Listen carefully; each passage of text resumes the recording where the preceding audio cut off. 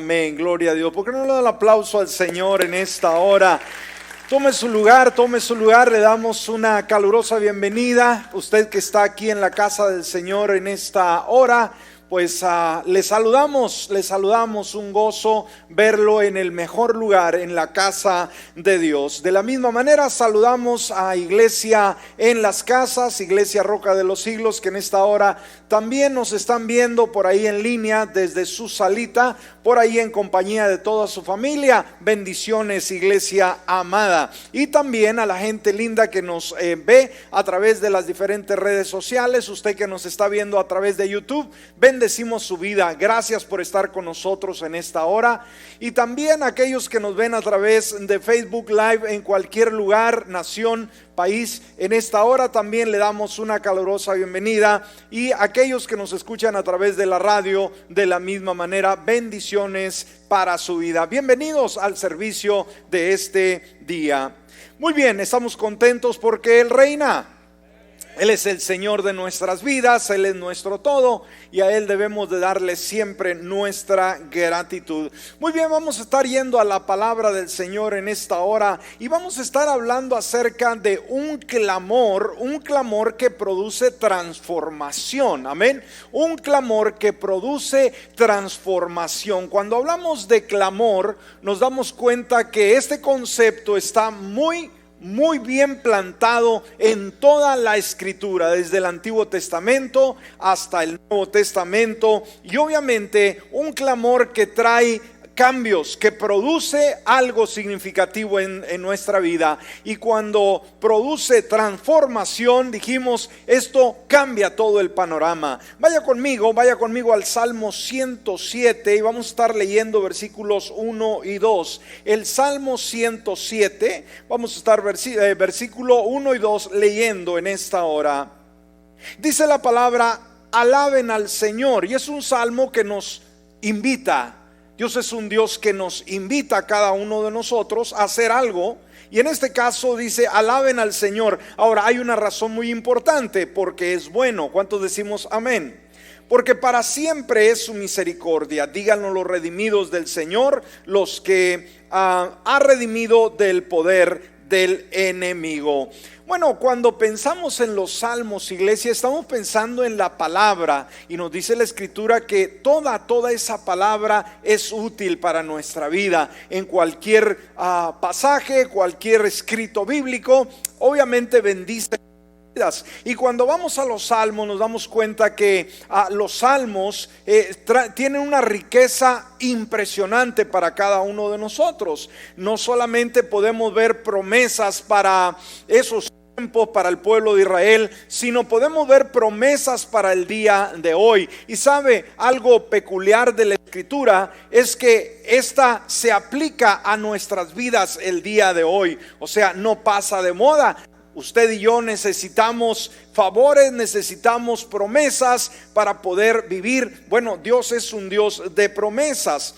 Ahora, estos versículos del 1 al 3 narra un tiempo muy especial en el cual el pueblo del Señor regresa de un exilio, de un momento significativo que marcó sus vidas. Y el Salmo inicia con dos cosas muy importantes que viene a ser la base para alabar, que es su bondad y también su misericordia. Algo que enfatiza este salmo de una forma única es alabar a Dios, como lo leímos, por su bondad y su misericordia. Estas dos cosas por las cuales nosotros deberíamos de estar agradecidos. ¿Está conmigo en esta hora?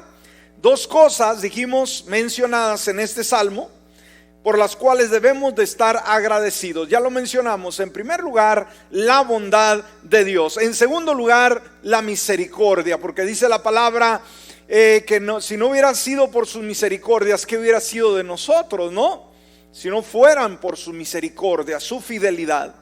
Muy bien, entonces aquí podemos ver a través de este salmo, a través de los diferentes versículos, imágenes poéticas, imágenes que surgen de una poesía basada, dijimos, en hechos reales, en experiencias únicas y que una vez más son aplicables a nuestra vida. Hoy necesitamos más que nunca una palabra que venga a animarnos, que venga a entusiasmarnos, que venga a darnos razones por qué vivir, por qué existir, por qué confiar en el Señor. Ahora, cuando vemos todo esto, vemos las maravillosas transformaciones que el Señor llevó a cabo, ¿sí? Dios, dijimos, se lleva la honra, se lleva la gloria. ¿Por qué? Por sus misericordias, por sus bondades, porque ha sido bueno. Entonces quiere decir que para que surgieran esas expresiones, Dios tuvo que obrar algo maravilloso a favor de su pueblo. Y esto debe crear fe, una fe auténtica en nosotros el día de hoy, de ver que Dios ha sido un Dios tierno con Israel, ha sido un Dios compasivo, ha sido un Dios que ha estado ahí en los peores momentos de su vida. Ahora, ¿qué significa eso para nosotros? Que tenemos esperanza.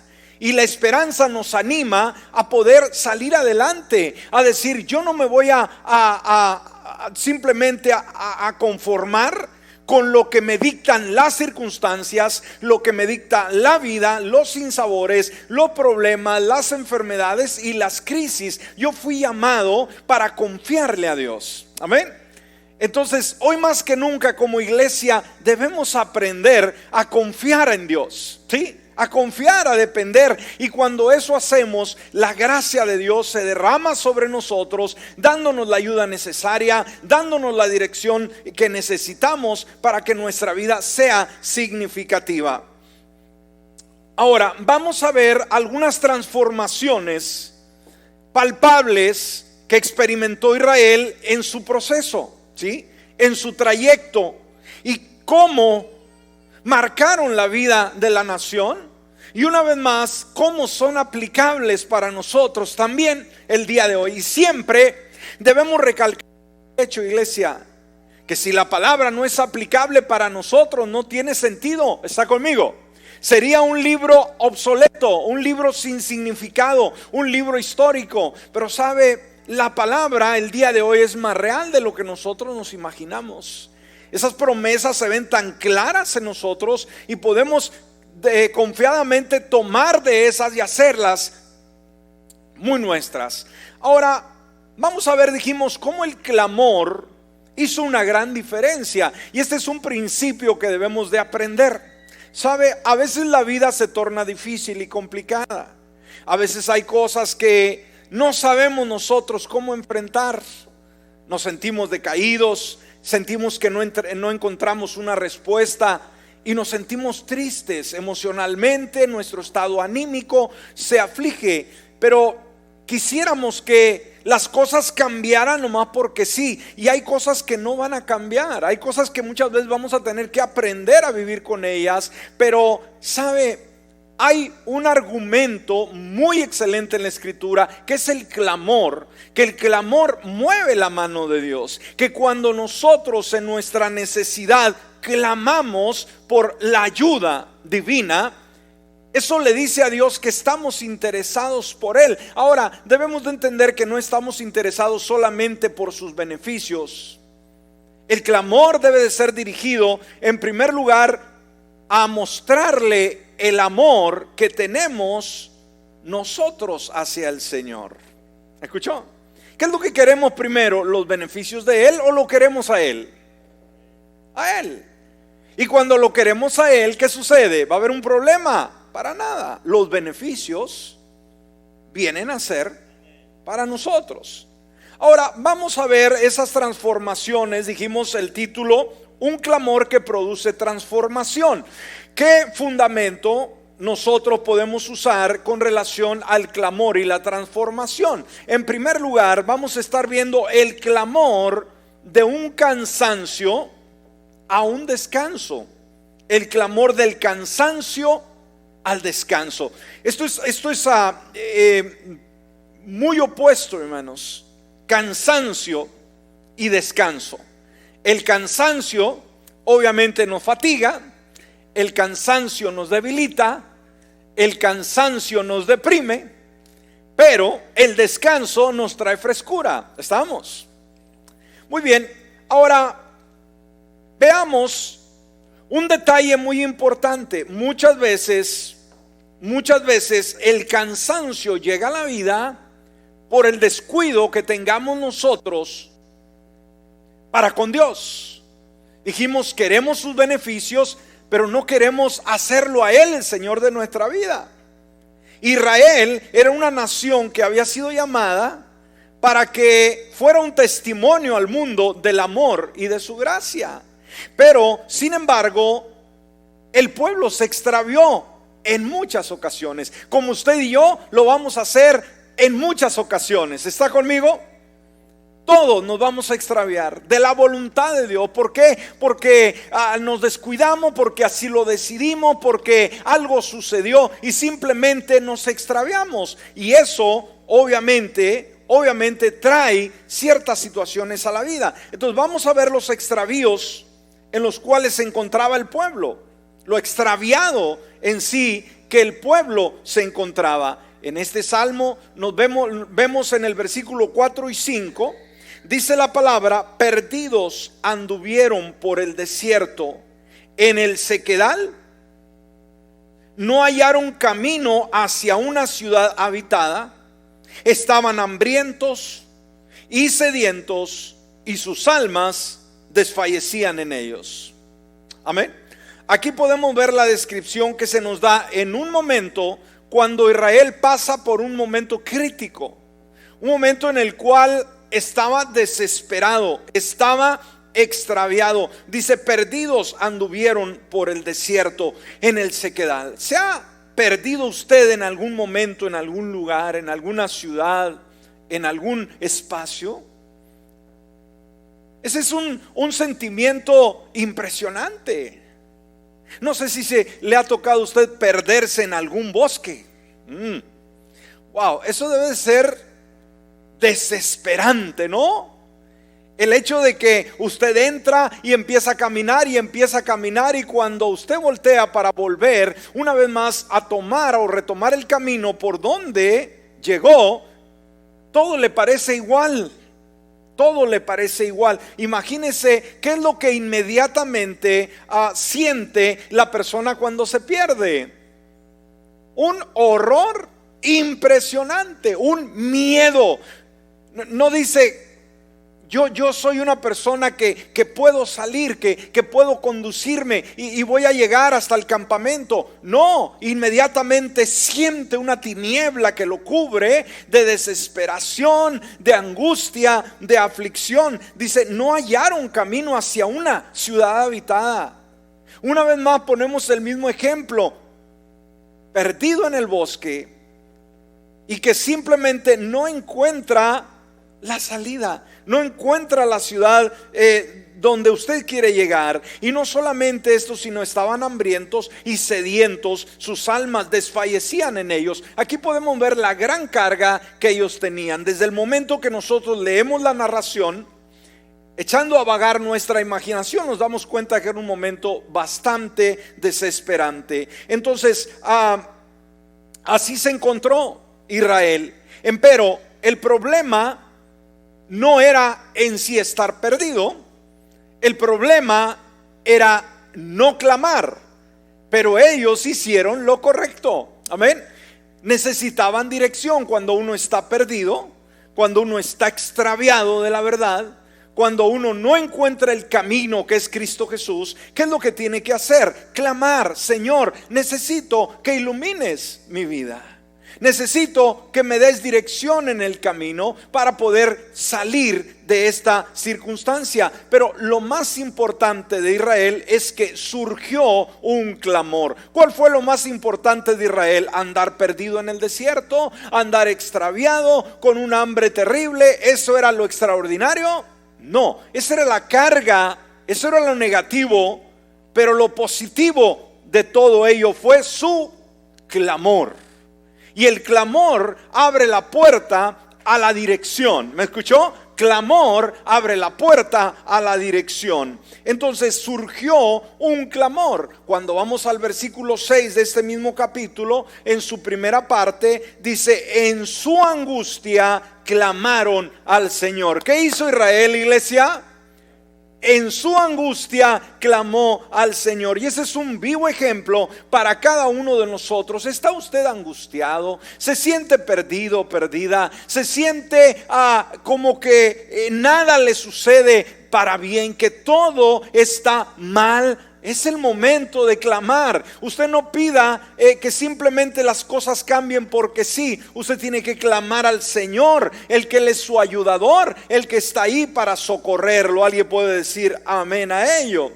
Entonces, cuán importante es en medio del problema y la dificultad clamar a Dios en oración. Pero muchas veces el problema sofoca a la persona, la circunstancia lo obliga o lo orilla a depender de él mismo, ¿sí?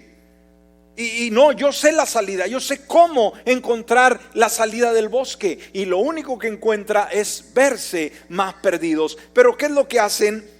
Oraron, o sea, pidieron, clamaron. Cuando rogamos, algo sucede. ¿Me escuchó? Cuando clamamos, algo sucede. Amén. Ahora, ¿cuántos queremos que algo suceda? Ahora, ¿qué es lo que Dios hace? Dios hace cosas buenas. Pero si no sucede nada, es que quizás no estamos clamando. Quizás no estamos haciendo lo que nosotros deberíamos de hacer. ¿Sabe? Dios hace lo suyo. ¿Me escuchó? Pero yo tengo que hacer lo mío. Entonces, cuando rogamos, algo va a suceder. Y la respuesta de Dios llegó ahí en el versículo 6, en su segunda parte. Dice, y Él, o sea, hablando del Señor, los libró de sus aflicciones. Qué lindo es Dios. ¿Qué hizo Dios? Los libró de sus aflicciones. ¿Sabe? ¿Quién más podía efectuar esa transformación? ¿Quién más podía hacer ese cambio a favor de su pueblo amado? Solamente Dios. Dijimos, hay cosas que nosotros podemos solucionar. Hay cosas en las cuales nosotros tenemos la facultad de hacer el cambio. Pero llegará el momento en que vamos a estar entre la espada y la pared, en lo cual solamente una intervención divina es la única que podrá hacer el cambio. Amén. Así que en ese momento clame al Señor. Solo Él podía hacerlo. Ahora, ¿cómo podía hacerlo? Pues conduciéndolos por el camino correcto. ¿Cómo encuentra uno la solución cuando está uno perdido? ¿Qué es lo que necesita? La dirección correcta. Simple y sencillamente, esto nos lleva de un cansancio de andar vuelta y vuelta buscando la salida y no encontrarla. ¿Sí? Pero en el clamor ahora viene la respuesta del cansancio al descanso, del cansancio al descanso, de la muerte a la vida. Entonces veamos, quizás usted, mi amigo, o usted, mi hermano, puede estar pasando un momento semejante. Déjeme decirle, es el momento de clamar. No es el momento de quejarse con Dios. Es el momento de llegar a Él y pedirle su intervención divina. Y sabe, cuando Él lo hace, simplemente las cosas cambian. Entonces aquí podemos ver un clamor, ¿sí? Un clamor que sale de lo más profundo del corazón. Y es un clamor del cansancio. ¿Hacia dónde? Hacia el descanso. ¿Cuántos queremos tener ese descanso espiritual en nuestra vida? Queremos sentir esa bonanza, esa seguridad, esa certeza. Pues en Dios se puede. Muy bien, en segundo lugar, también existe un clamor que surge de la oscuridad a la luz. Amén. Un clamor que surge de la oscuridad a la luz. Veamos la condición en que ellos se encontraban. Una vez más, una condición muy deprimente. Nos dice el versículo 10 de este capítulo. Fíjese lo que nos dice la descripción de la palabra. Habitaban en tinieblas. Wow, ¿dónde habitaban? Wow, qué descripción tan más contundente, tan más clara y certera, ¿no? Habitaban en tinieblas, y luego describe no en oscuridad, sino en densa oscuridad, aprisionados en la miseria y en cadenas de hierro. Oiga, las descripciones que nos da este simple versículo, oiga, con ello podemos darnos cuenta lo deprimente que estaba Israel, el momento tan trágico, tan desesperante en el cual se encontraba, en tinieblas, en una oscuridad aterradora, aprisionados en la miseria, en cadenas de hierro. Aquí nos habla de todo lo que usted puede imaginarse, en lo cual puede pasar un ser humano, en una agonía, en una desesperación, en una tragedia, el estar atado, el estar inseguro, el estar en una situación, dijimos, extremadamente fea, desagradable. Ahora, entendemos que la luz se relaciona con Dios, ¿sí? Esto es muy importante saber. Y las tinieblas se relacionan con Satanás. Dios es un Dios que habita en la luz. Dios es luz. Satanás, por el contrario, es tinieblas. Vive en tinieblas y conduce al ser humano hacia ese rumbo, ¿sí? Ahora, el enemigo, cuando hablamos de tinieblas, estamos hablando que es el que induce el temor, la angustia, la desesperación, las crisis emocionales, las maldiciones, las desesperanzas, todo lo que usted quiera llamarle, todo lo negativo, el caos, la duda, el sinsabor, la depresión, la locura, todo lo que usted quiera nombrarlo. Todo esto proviene del enemigo. Eso es tinieblas, ¿sí? Y esa una desesperanza cuando se vive sin luz. Amén. Vivir sin Cristo, mi amigo, mi amiga, es lo más deprimente que le puede suceder al ser humano. Puede tener amigos, puede tener una buena posición económica, puede tener infinidad de éxitos, pero si carece de Jesús, su vida es una vida de tinieblas. Ahora, en el caso de Israel, ¿por qué vivían en tinieblas? ¿Sabe? Debemos de entender que como hijos de Dios, nosotros somos hijos de luz. Somos llamados a vivir bajo la luz de Jesús. Ahora, cuando existen tinieblas, cuando no vemos claramente, cuando todo se transforma para mal en nuestro contorno, bueno, tenemos que preguntar cuál es la razón de ello. En el caso de Israel, ¿cuáles fueron las razones que fueron llevados a este extremo? Mire lo que nos dice el versículo 11 y 12. Versículos 11 y 12 estamos leyendo el Salmo 107 y vamos a ver lo que aquí nos dice la palabra del Señor. ¿Qué nos dice? Porque fueron rebeldes a la palabra del Señor y aborrecieron el consejo del Altísimo. Amén. Por eso sometió el corazón de ellos con dura labor. Cayeron y no hubo quien les ayudase. Wow. Entonces debemos de entender que en la vida, como lo mencionamos al principio, hay cosas buenas, pero hay cosas malas. Y muchas veces nos hacemos la pregunta, ¿por qué cosas malas suceden a cosas buenas, a personas buenas? Perdón, ¿lo ha escuchado? ¿Por qué cosas malas suceden a personas buenas? Y no encontramos respuestas a esta inquietud. Pero por el lado contrario, cuando se vive en tinieblas, cuando se vive en depresión, cuando se vive en inseguridad, en una crisis tras crisis tras crisis, debemos también analizar nuestra vida si no son asuntos que nosotros hemos provocado. ¿Me escuchó? Tenemos que hacer un autoanálisis. ¿Por qué? Porque una vez más nosotros somos llamados a vivir a la luz de la verdad de Dios, bajo el favor de Dios, bajo la misericordia de Dios, bajo la provisión de Dios, y eso es muy diferente. Pero cuando las cosas están turbias, cuando las cosas no suceden, tenemos que analizar: ¿hay algo de rebeldía en mi corazón en contra de ti, Señor? ¿Hay algo en el cual yo no estoy de acuerdo con lo que tú me dices? ¿Hay algo con lo cual yo estoy resentido con tu palabra? Tenemos que autoanalizarnos, porque fueron rebeldes a la palabra del Señor y aborrecieron el consejo del Altísimo. Entonces, cuando aborrecemos el consejo de Dios y nos rebelamos en contra de Dios, ¿nos van a venir cosas buenas? Preguntó. No, para nada. Son cosas que nosotros provocamos. Entonces Israel estaba perdido en el desierto, deprimido, bajo diferentes tinieblas por su propia rebeldía, ¿sí? Ellos mismos lo ocasionaron, pero clamaron a Dios. Amén. Y esto es lo importante, que en Dios contamos con un amigo que está ahí para ayudarnos.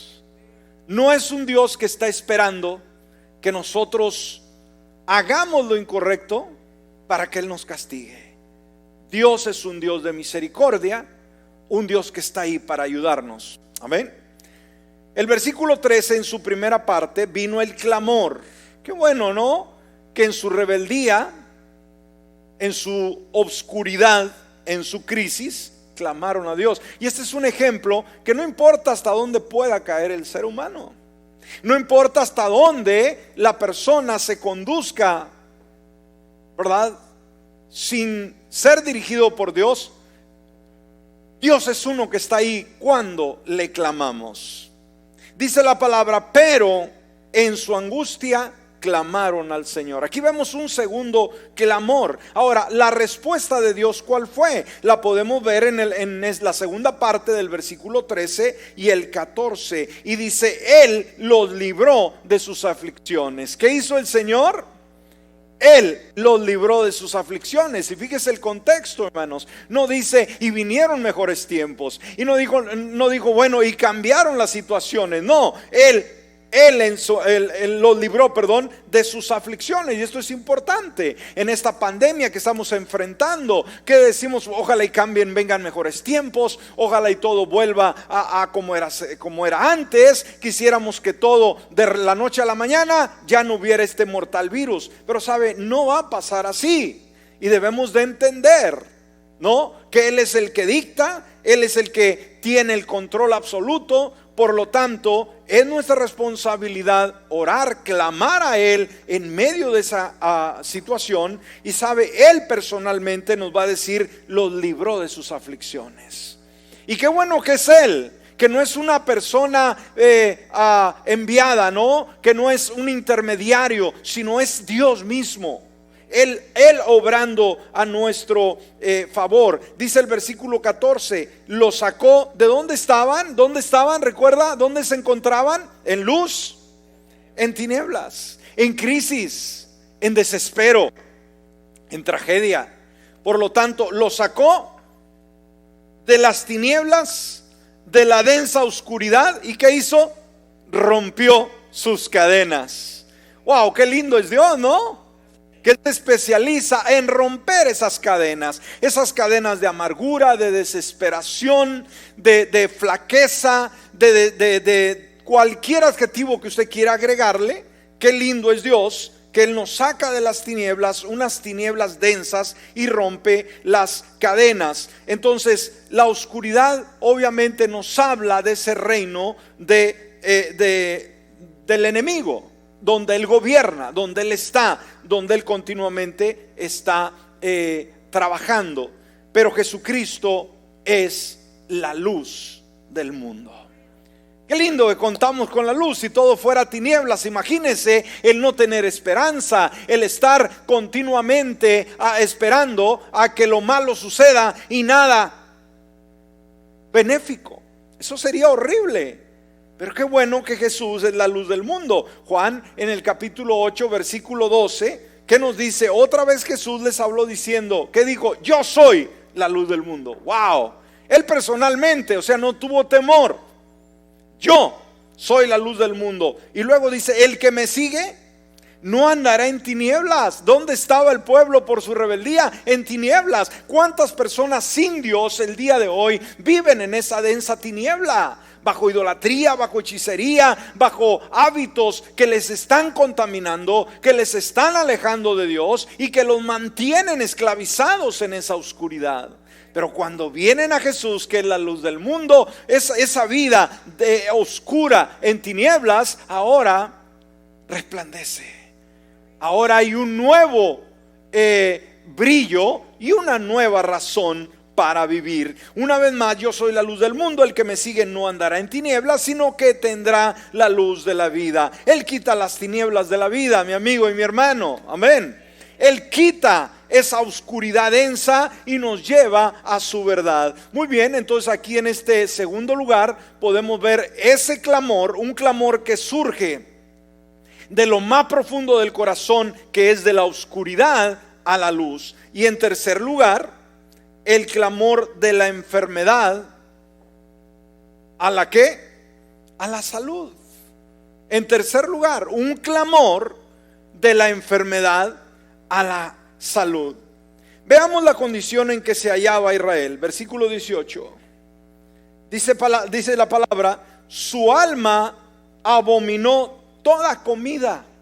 Wow. O sea, no le cayó nada bien. Y llegaron hasta las puertas de la muerte. Cuando una persona está enferma, ¿cuál es uno de los síntomas que refleja cuando se está enferma la persona? El apetito. Simplemente no le cae nada bien. No quiere probar absolutamente nada. Y eso, el cuerpo pues empieza a sentir un decaimiento cuando esto surge. Entonces veamos, dice: su alma abominó toda comida y llegaron hasta las puertas de la muerte. ¿Qué significa? Que estaban ya en el despeñadero, estaban ya a la orilla del precipicio a morir a causa de su enfermedad. Y sabe, la enfermedad debemos de entender que es algo que ha estado con nosotros desde la caída del hombre, ¿sí? Desde que él estaba en el huerto y pecó y es echado, desde ahí entraron las enfermedades. Adán y Eva, mientras estaban en el huerto del Edén, nunca sintieron lo que era un dolor de cabeza, un dolor de muelas. Amén. Pero una vez que estuvieron fuera, oiga, empezaron a surgir todas las enfermedades habidas y por haber. Por ello nos enfermamos y dijimos: la enfermedad es parte del ser humano. Nos enfermamos. ¿Alguno de ustedes se ha enfermado en algún momento? Todos. Gracias a Dios que en una enfermedad de muerte, porque ya no lo estuviéramos contando, ¿verdad? Pero aquí estamos, vivitos por la gracia de Dios, pero no estamos exentos de enfermarnos. ¿Y cuántas personas? O sea, Dios ha usado la enfermedad para poder conducir a sus fieles a las santas mansiones. Amén. Entonces, ¿cómo debemos de ver la enfermedad? No debemos de verla como un enemigo mortal, sino simplemente algo en el cual todos estamos expuestos y que nos puede llevar a sus mansiones, pero a su debido tiempo. Y que aún hay promesas de parte de Dios cuando estamos enfermos de que Él nos puede sanar. ¿Y cuántos hemos experimentado sanidad en nuestro cuerpo? Ahorita con esta pandemia, ¿cuánta gente está atemorizada a enfermarse? Atemorizada, pavorecida. Ya no piensa en alguna gripe, en un dolor de cabeza, alguna calentura. Dice: ya me dio el virus. Y anda la gente tomando, automedicándose continuamente porque ya nomás siente un poquito de calentura y luego, antes de que surja algo más. Y no es para menos, hay mucho temor. Pero sabe, quizás alguien nos está escuchando en esta hora a través de las redes, a través de la radio, que quizás el día de hoy está pasando por ese proceso. ¿Qué podemos hacer? Bueno, Israel estaba enfermo, pero ¿qué hizo en su enfermedad? Clamó al Señor. ¿Y qué es lo que podemos hacer el día de hoy si estamos enfermos? Clamar a Dios. Tenemos un aliado, tenemos un sanador, tenemos alguien que nos creó, tenemos el mejor cirujano, el mejor doctor. ¿Por qué? Porque Él nos formó y Él conoce toda nuestra anatomía. Él conoce cómo funciona nuestro organismo, Él lo diseñó. Amén. Pero hay que clamar. Versículo 19 en su primera parte. Una vez más: pero cuando en su angustia clamaron al Señor. Ahí está, en su angustia, en su enfermedad. Si estás enfermo, enferma, no vivas deprimido, deprimida. No vivas quejándote. Clama al Señor noche y día. Amén. Él está ahí para escucharte. Y vino la respuesta del Señor. Versículo 19, su segunda parte, y el 20 de este mismo capítulo. Dice una vez más, Él los libró de sus aflicciones. Una vez más, Dios es un Dios personal. ¿A quién queremos que toque nuestro cuerpo? Decir, bueno, pastor, tóqueme, ponga sus manos sobre mí para que yo sane. Bueno, pero ¿cuáles manos quiere sentir usted de una mejor manera en su cuerpo enfermo? Las manos del Señor. Amén. Pero usted tiene que clamar, usted tiene que decir, Señor, pon tu mano sobre mí. Quiero sentir esa salud en mi cuerpo. Él los libró de sus aflicciones. Él, amén, dio presente. Y luego nos dice el versículo 20, ¿qué hizo? Envió su palabra y los sanó y los libró de su ruina. Aleluya, qué bonita promesa, ¿no? Envió su palabra. ¿Y qué es lo que tenemos el día de hoy con nosotros como un gran a nuestro favor el día de hoy? La palabra, 66 libros en los cuales podemos ver el carácter de Dios, la misericordia de Dios, el deseo de Dios de vernos sanos el día de hoy. Sí, hay mucha inseguridad y mucho miedo a causa de este virus, pero recuerda quién está de tu lado. Él es el sanador por excelencia. Él envía su palabra y te sana y te libra de tu ruina. Wow, es cuestión de creer. Es cuestión de creer. Amén. Y sabes, si el Señor nos necesita ya allá, ahora mismo, ¿qué le vamos a decir? No. Sí, porque está mejor allá que acá, ¿eh? Allá no hace calor como el calorón que está haciendo este día aquí. Amén. Allá hay paz. Por eso no tenga miedo. Hemos oído el reporte de cuánta gente, ¿no? Muriendo. ¿Y qué tal si yo me muero? Pues esté seguro que está en Cristo Jesús a la hora que le toque. Eso sí es importante. No le tenga miedo al virus, téngale miedo a su relación con Dios, porque si lo sorprende la muerte sin Cristo Jesús, usted se va al infierno, se va a la condenación. Lo dice la palabra. Por eso cada día hay que caminar a la luz de Dios, que cuando Él nos llame estemos a cuentas con Él. Y una vez más, no importa los adelantos médicos que haya, no le hace la ciencia.